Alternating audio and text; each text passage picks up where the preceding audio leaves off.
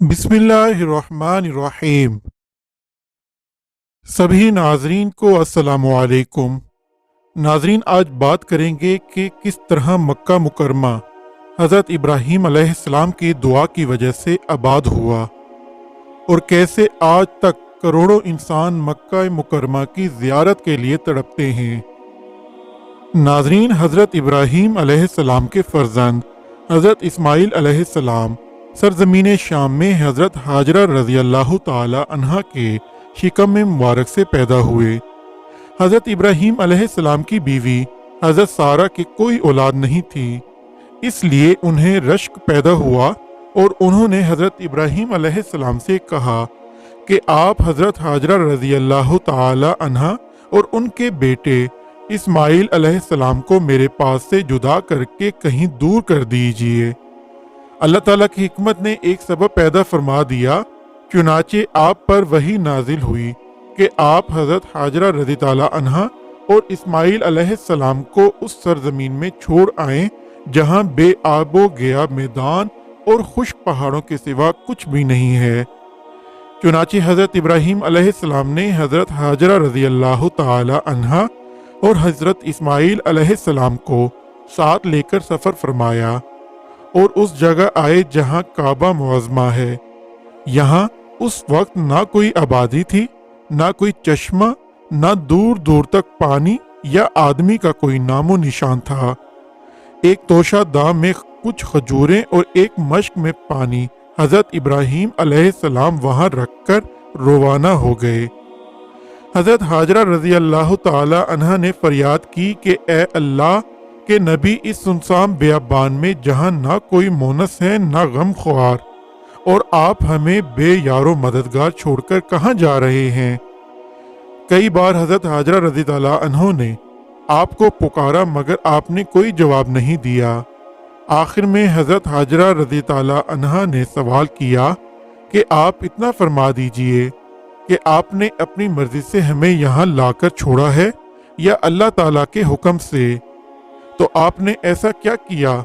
तो आप अलैहिस्सलाम ने फरमाया कि ए हाजरा, मैंने जो कुछ किया है वो अल्लाह ताला के हुक्म से किया है। ये सुनकर हज़रत हाजरा रज़ी अल्लाह ताला अन्हा ने कहा कि अब आप जाइए, मुझे यकीन कामिल और पूरा पूरा इत्मीनान है कि अल्लाह ताला मुझको और मेरे बच्चे को ज़ाया नहीं फरमाएगा। इसके बाद हज़रत इब्राहीम अलैहिस्सलाम ने एक लंबी दुआ मांगी और वहाँ से मुल्क शाम चले आए। चंद दिनों में खजूरें और पानी ख़त्म हो जाने पर हज़रत हाजरा रज़ी अल्लाह ताला अन्हा पर भूख और प्यास का गलबा हुआ और उनके सीने में दूध खुश्क हो गया और बच्चा भूख और प्यास से तड़पने लगा। हज़रत हाजरा रज़ी ताला अन्हा ने पानी की तलाश और जुस्तजू में 7 चक्कर सफ़ा और मरवा की दोनों पहाड़ियों के लगाए, मगर पानी का कोई सुराग दूर दूर तक नहीं मिला। यहाँ तक कि हज़रत इस्माईल अलैहिस्सलाम प्यास की शिद्दत से एड़ियाँ पटक पटक कर रो रहे थे। हज़रत जिब्राईल अलैहिस्सलाम ने आपकी एड़ियों के पास ज़मीन पर अपना पैर मारकर एक चश्मा जारी कर दिया और इस पानी में दूध की खासियत थी कि ये ग़िज़ा और पानी दोनों का काम करता था। चुनाचे यही जमजम का पानी पी पी कर हज़रत हाजरा रज़ी अल्लाह ताला अन्हा और हज़रत इस्माईल अलैहिस्सलाम जिंदा रहे।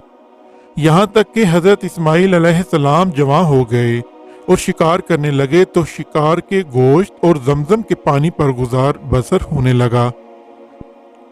फिर कबीला जरहम के कुछ लोग अपनी बकरियों को चराते हुए इस मैदान में आए और पानी का चश्मा देखकर हज़रत हाजरा रज़ी अल्लाह ताला अन्हा की इजाज़त से यहाँ आबाद हो गए और इस कबीले की एक लड़की से हज़रत इस्माईल अलैहिस्सलाम की शादी भी हो गई और रफ्ता रफ्ता यहाँ एक आबादी हो गई। फिर हज़रत इब्राहीम अलैहिस्सलाम को अल्लाह ताला का ये हुक्म हुआ कि खाना काबा की तामीर करें। चुनाचे आपने हज़रत इस्माईल अलैहिस्सलाम की मदद से खाना काबा को तामीर फरमाया। इस वक्त हज़रत इब्राहीम अलैहिस्सलाम ने अपनी औलाद और बाशिंदगाने मक्का के लिए जो एक तवील दुआ मांगी वो कुरान मजीद की मुख्तलिफ सूरतों में मज़कूर है।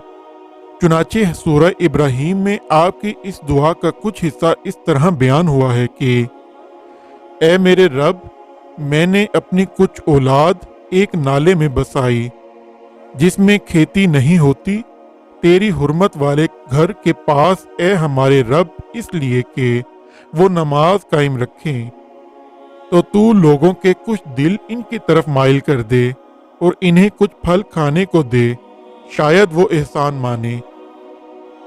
یہ مکہ مکرمہ کی آبادی کی ابتدائی تاریخ ہے جو قرآن مجید سے ثابت ہوئی ہے۔ اس دعا میں حضرت ابراہیم علیہ السلام نے اللہ تعالیٰ سے دو چیزیں طلب کی، ایک تو یہ کہ کچھ لوگوں کے دل اولاد ابراہیم علیہ السلام کی طرف مائل ہوں، اور دوسرے ان لوگوں کو پھلوں کی روزی کھانے کو ملے۔ سبحان اللہ، آپ کی یہ دعائیں مقبول ہوئی، چنانچہ اس طرح لوگوں کے دل اہل مکہ کی طرف مائل ہوئے کہ آج کروڑوں انسان مکہ مکرمہ کی زیارت کے لیے تڑپ رہے ہیں، اور ہر دور میں طرح طرح کی تکلیفیں اٹھا کر مسلمان خشکی اور سمندر اور ہوائی راستوں سے مکہ مکرمہ جاتے رہے اور قیامت تک جاتے رہیں گے، اور اہل مکہ کی روزی میں پھلوں کی کثرت کا یہ عالم ہے کہ باوجود یہ کہ شہر مکہ، اس کے قریب و جوار میں کہیں نہ کوئی کھیتی ہے نہ کوئی باغ باغیچہ ہے، مگر مکہ مکرمہ کی منڈیوں اور بازاروں میں اس کثرت سے قسم قسم کے میوے اور پھل ملتے ہیں کہ فرتے تعجب سے دیکھنے والوں کی آنکھیں پھٹی کی پھٹی رہ جاتی ہیں۔ اللہ تعالیٰ نے طائف کی زمین میں ہر قسم کے پھلوں کی پیداوار کی صلاحیت پیدا فرما دی ہے کہ وہاں سے قسم قسم کے میوے اور پھل اور طرح طرح کی سبزیاں اور ترکاریاں مکہ معظمہ میں آتی رہتی ہیں، اور اس کے علاوہ مصر و عراق بلکہ یورپ کے ممالک سے میوے اور پھل بکثرت مکہ مکرم آیا کرتے ہیں۔ یہ سب حضرت ابراہیم علیہ السلام کی دعاؤں کی برکتوں کے اثرات و ثمرات ہیں جو بلا شبہ دنیا کے عجائبات میں سے ہیں۔ اس کے بعد آپ نے یہ دعا مانگی جس میں آپ نے اپنی اولاد کے علاوہ تمام مومنین کے لیے بھی دعا مانگی۔